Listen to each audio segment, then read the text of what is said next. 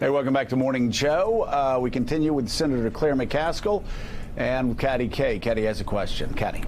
So, Senator, the record recently of centrist candidates in the face of more populist candidates seems to be that the centrists do better when they talk about economic issues rather than about cultural issues. So given what you were saying about Florida and Ohio, Pennsylvania, Michigan, and the importance of winning states that are very different, are you prepared to put any names to that ideal candidate that you were suggesting that can run on results in those different, diverse states and produce something for the Democratic Party? I'm not ready to put names on it because I think this is going to be a testing period in the next 6 to 8 months for each candidate to show themselves to the American people and to see if they can inspire.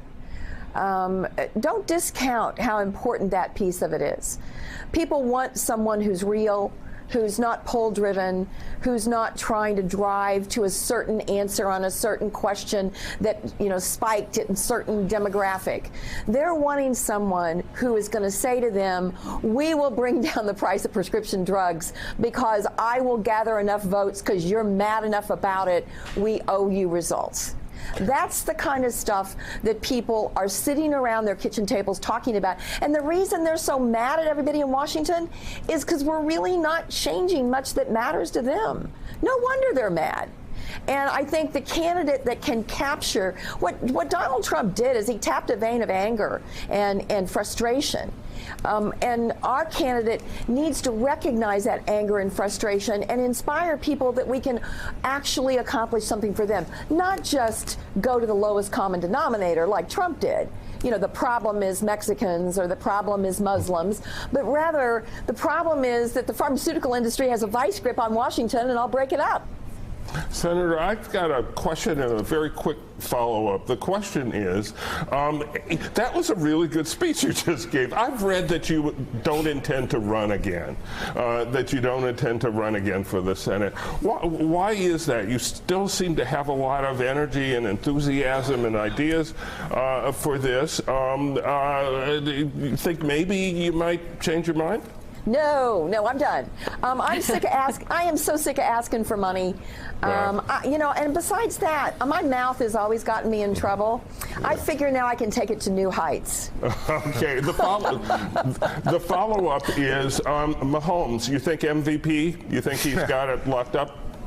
He certainly deserves it. We have lost incredible talent on the team because of injuries and other problems. Kareem Hunt, Eric Berry, and yet we are hanging in there in difficult games. We'll see how we do tonight against Phillip Rivers, but if we lock it up tonight at home and have home advantage all through, there is a little bit of, that I'll whisper the word Super Bowl fever running through the streets of Kansas City right now, and we're all thrilled about that, especially because Stan Kroenke took the Rams out of St. Louis and said it wasn't a good enough market for professional sports. And Kansas City is not exactly a large market, and we're doing just fine. Thank you, Stan Kroenke. I'd love to beat the Rams in the Super Bowl. Hey, Senator Donnie Deutsch, always nice to chat with you. Obviously we've been focusing on all of the Trump's legal issues, but it's easy to forget that at this point he's legislatively impotent.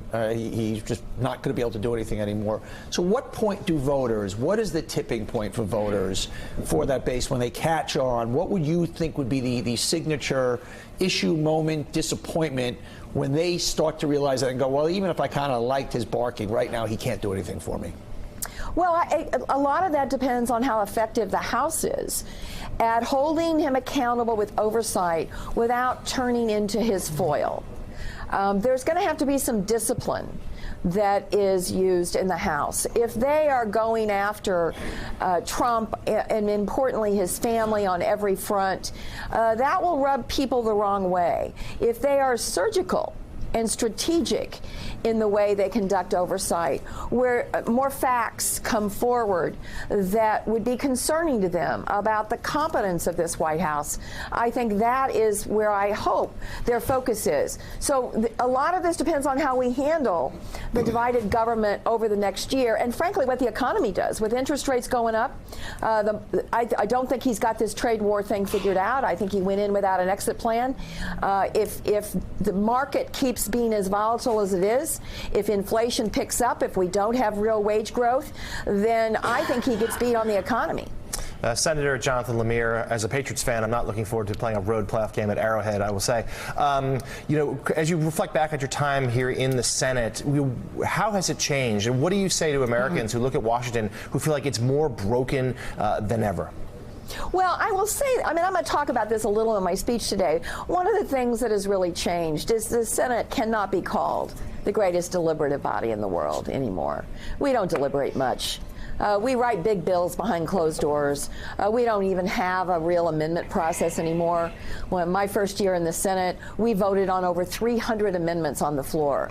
Lots of debate, lots of discussion. This year, we'll be lucky to get to 38 total amendments that we have actually debated and voted on. This is all being done by a handful of people in rooms that most of us aren't even in.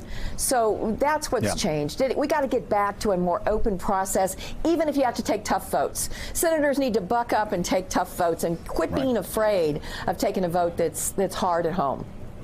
All right, Senator Claire McCaskill, thank you so much. Good luck with the Chiefs and good luck in the 2019 World Series. Cardinals against the Yankees. We appreciate you being with us. Thanks, Joe. And Susan, I was going to ask her the over-under 110 wins, which she was taking for the Yankees. But Susan Page, tell us, what do you expect to be happening today? Well, I think we're dealing with the repercussions of yesterday. Let's not forget what an historic day yesterday was. Not just one more brick in the wall in the legal case that we've been seeing Robert Mueller build, but an important one because we have now a direct accusation of illegal activity by the president from his former lawyer that is corroborated by the legal filing with the publisher of the National Enquirer. So this was not just another day in Washington yesterday. This was something important. We're going to still be dealing with the repercussions, as you hear President Trump do this morning in these tweets. Yeah, Mike Barnicle, final thoughts. My final thought is I hope someone in the House and the Senate will speak up today about the portrait of greed and corruption that we saw yesterday in Bahrain with Rudy Giuliani sitting down begging for a contract while he is working for the President of the United States.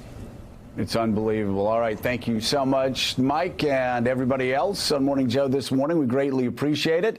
Thanks for checking out MSNBC on YouTube, and make sure you subscribe to stay up to date on the day's biggest stories. And you can click on any of the videos around us to watch more from Morning Joe and MSNBC. Thanks so much for watching.